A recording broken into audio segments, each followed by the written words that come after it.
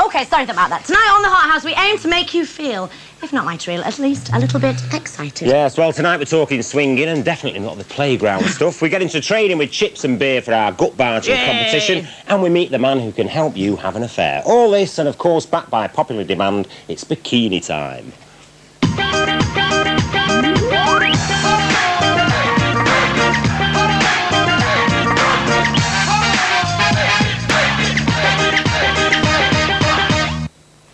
Okay, here we go, gut barging. Aye, I'm joined by... Pinky Braithwaite, the Gutfather. Pinky Braithwaite and... Fred Zeppelin. Fred Zeppelin. Yeah. Where did that come from, tell me? I was given it. You were given it? I was. By who? The Gutfather. You are the Gutfather, aren't you? He represented Germany when we had the international gut barging finals at the Royal Albert Hall. Although he is actually a freelance body piercer from Slough. We called him Fred Zeppelin, the sauerkraut, a bad-tempered barger from Baden-Baden, because it was necessary to have a couple of krauts over there. OK, gut barging, as you are the Gutfather, it goes back hundreds and hundreds of years, doesn't it? There are apocryphal tales going back many centuries. Our own records only go back to the 19th century. Okay. Sadly, the sport went into decline. It went underground. It was much abused. It was used by landlords, back bars, shebeens. My main aim in life for the last 3 years, I've worked very hard on this, is to regulate the sport. All my members are on Bupa. You know, we look after them. They've got pension schemes. This is serious stuff, isn't it? Yeah, we're launching it back on the national stage. We've had worldwide interest, and you know, it's all regulated now. Okay, Fred, tell me. I know you've had 1 or 2 injuries. What was the most painful? Bruised ribs mainly. Okay. A lot of ribs. Couple of teeth. Well, it's just a few teeth, really, isn't it? Do you get girl groupies, or do girls... Gropies.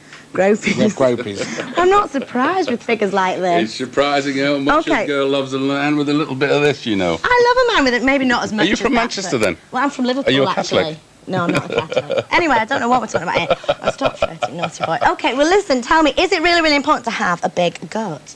It is necessary to be fairly substantial abdominally, yes. Okay. That's a basic requirement. But girls do this as well, don't they? We have had there is a women's section, and it's something we want to encourage. We're quite open to that. But the object is to develop. I mean, do you know? I knew we were going to go there. Now I'm starting to panic. Princess, don't call me princess. Don't try and compliment me before you insult me. You do have the makings. You think I've got the makings? No, you've got to come a bit more this way. That's okay. A bit more of this. But you think I've got good shoulders? I think you've got. Yeah, you need. It's what most people don't understand. It's a mental sport. Is it really? It's to do with attitude and bearing. I've got plenty of attitude. Later on, dear, when they start to sag, they will never sag. They will never. There's a second career for you. Promise. I'll As give you a gut barger, good God. You'll be good. You'll be good. And how life is looking up. Well, listen, boys. I need to. Can I lose this? Terry, can I give you that? Right, yeah. Because we just need to grease you up. I need some grease as well. Can somebody bring me some grease in? Oh, it's over here. Okay, oil. Because this is what I need to do very quickly. This is the barging oil. Oh my God! Yeah, this is all blessed by the Godfather. It's kosher. It's kosher. Oh, this is fun! That's nice. That's nice. Is that enough? You're gifted. You are. Oh, you're telling me. It has been said before. Okay, there we go, boys. A pair of marigolds. Let's start this competition now, please. Oh, here's Kerry. Look, it's round one. Barge on!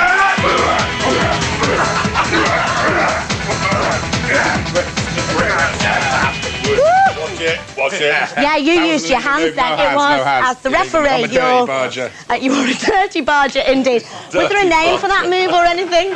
That's the full Johnny Turk. That's called the full Johnny Turk. There's a number of sophisticated moves. There's the Bernie Bye-Bye, which is a side glancing move. Can we see that one next? Because you're going to come back later and do some more, aren't you? Bernie Bye-Bye, you go this way, I'll go that way. Okay. This is demonstration only. Can we do that later? Because I have to go to something else now. Because, you know, Ed Hall... Oh, you're just toying with me, you are. Ed Hall has been in Cornwall, and if kissing your girlfriend is like kissing an old trout, he went to find out just exactly what that may mean.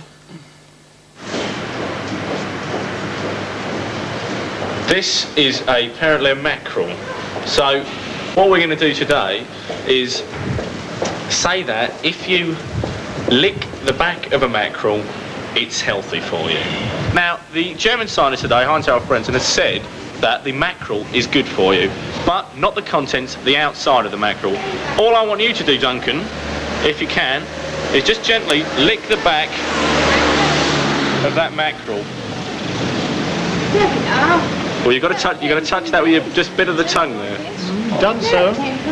Yeah. Duncan, now. Right down the fin. What do you think? Do you feel any better? Apparently it's going to boost your omega-3 readings. Well, not immediately, but who says it won't do later on? What I need you to do is, I'm just doing a quick bit to camera. It'll be quick as lightning. Are you not tempted? All you've got to do is lick the back of it. What I need you to do, Anton, is just lightly, or as firmly as you want, lick the back of that fish. Apparently, it's the omega-3 readings that you get from fish skin that are better than the actual content. So, Anton, if you take the fish in your hands and give it a good old lick. If you could just lick to the camera there. Now, Anton, can you taste? Can you sense anything better? It just tastes like a raw fish to me. Really. Does it? Yeah.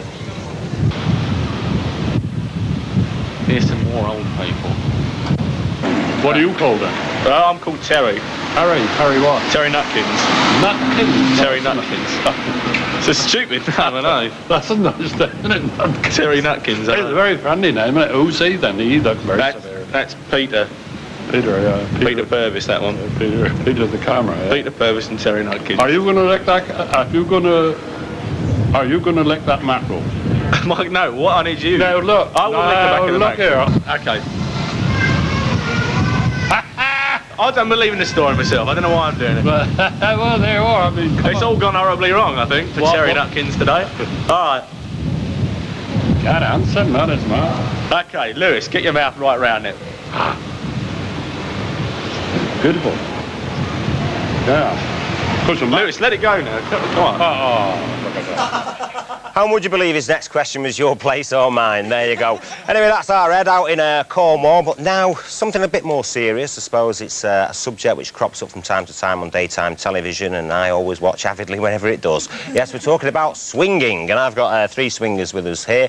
There's Steve, his wife Lindsay, and Polly, who's kind of... So, are you... I don't know how to put this. I mean, you're all swingers, obviously. Well, no, Polly's not really. I'm She's not like really, our girlfriend. I'm single as such, although I am having a relationship with Steve and Lindsay. But they were swingers when I met them. They are swingers now. So it's a little bit of undefined territory as such. I mean, you've been married for, what 12 years now? Yeah. I mean, have you always been into swinging? Before we were married. About 15 years, isn't it? It's just a way of life. I mean, we were both very promiscuous, I suppose.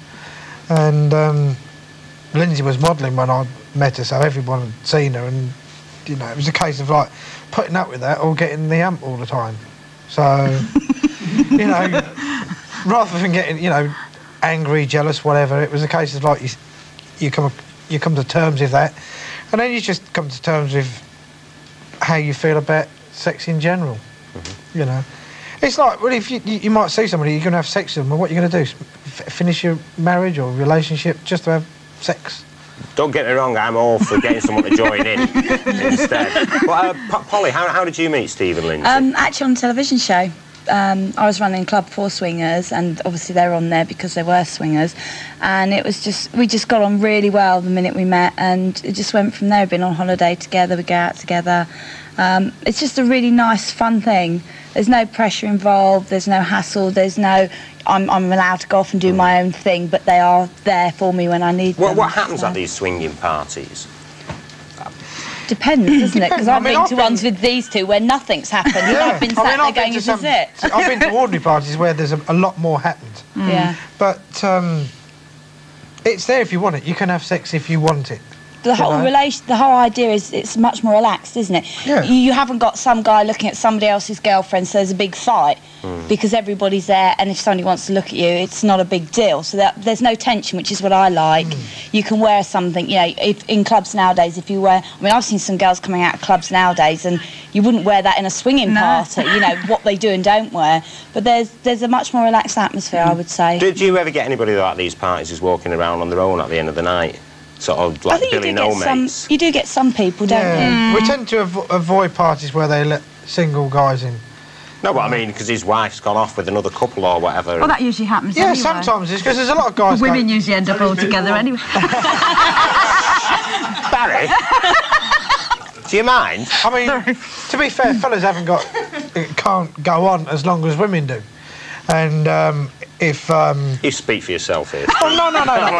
If the football comes on, something like that on a TV, you know, you're more likely to find during that period. You're more likely to find the guys stood around watching the TV, and the women are the women are off enjoying themselves. Yeah. You know, we can all amuse ourselves without. Because you generally find most of the women are bisexual you know, at parties anyway. So. Because I heard you're the one who ends up getting left out when the three of you get together. Yeah, we bully him. In the hotel tonight, there's a double bed and a single bed, and I think I'll be in the single bed. Yeah. You know, I think that's where I'll be in the wardrobe. But I mean, getting back to it, I mean, I do think it's a bit perverted. You being Chelsea shareholders, actually. I had to get the football on it. Yeah, no, I mean, something quite amusing happened in France, didn't it? One of these swinging parties. Oh, on the beach. Oh, yeah.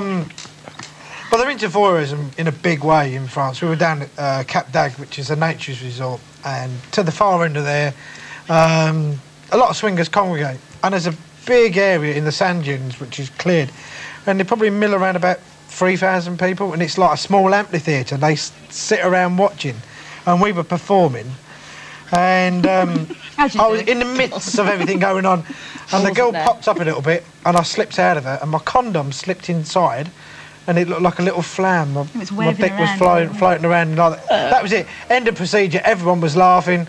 You know, that's it. But you can have a laugh as well. It's not completely serious. Listen, at least unlike Chelsea, you had a good run in Europe, well, then, that's didn't it. Watch it. Yeah. All right, listen, thank you very much. All the best. I'm absolutely fascinated. All right, Kim, listen, we'll pop round later. Let's leave it there, shall we? Listen, there is loads more still to come in part 2. There's the second round of our gut barging, and, of course, it's bikini time.